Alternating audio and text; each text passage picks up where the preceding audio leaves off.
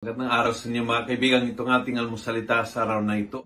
Ang ebanghelyo natin ngayon ay Matthew 19:23 to 30. At sabi ni Jesus, "Truly I say to you, it will be hard for one who is rich to enter the kingdom of heaven." Yes, believe me, it's easier for a camel to go through the eye of a needle than for the one who is rich to enter the kingdom of heaven. Ang problema ay hindi yung kayamanan. Ang problema is hindi mo kayang bitawan ng kayamanan. Ang problema is yung attachment sa kayamanan. Yun po yung nagpapahirap sa isang taong mayaman na makapasok sa mga realm kung saan ang Diyos ay naghahari, hindi ang pera naghahari. Kasi pag sanay ka na pera naghahari, lahat ng utos, lahat ng gusto mo, lahat ng isip mo, lahat ng ipagawa mo, basta may pera, ikaw ay nasa control.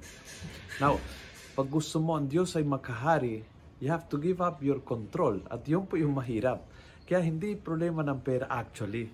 Yung problema is yung attachment sa pera. Yung hindi mo kayang bitawan at hayaan ng Diyos ang maghahari. May maraming mayaman na gamit ang pera para sa paghahari ng Diyos, sa pagtulong sa kapwa, sa pag-uunlad ng bayan, sa pagbibigay ng trabaho, sa pagbibigay ng ayuda. And therefore, yung kanilang kayamanan ay instrumento din para lalong pagkahariin ng Diyos.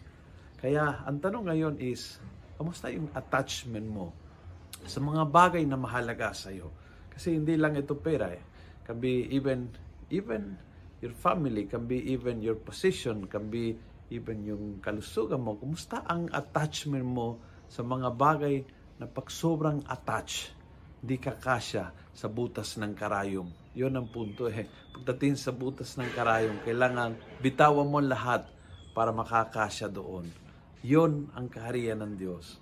Bitawan lahat ng control, lahat ng authority, ay susuko mo sa Panginoon, doon siya nagkahari. Kung nagustuhan mo ang video ito, pass it on.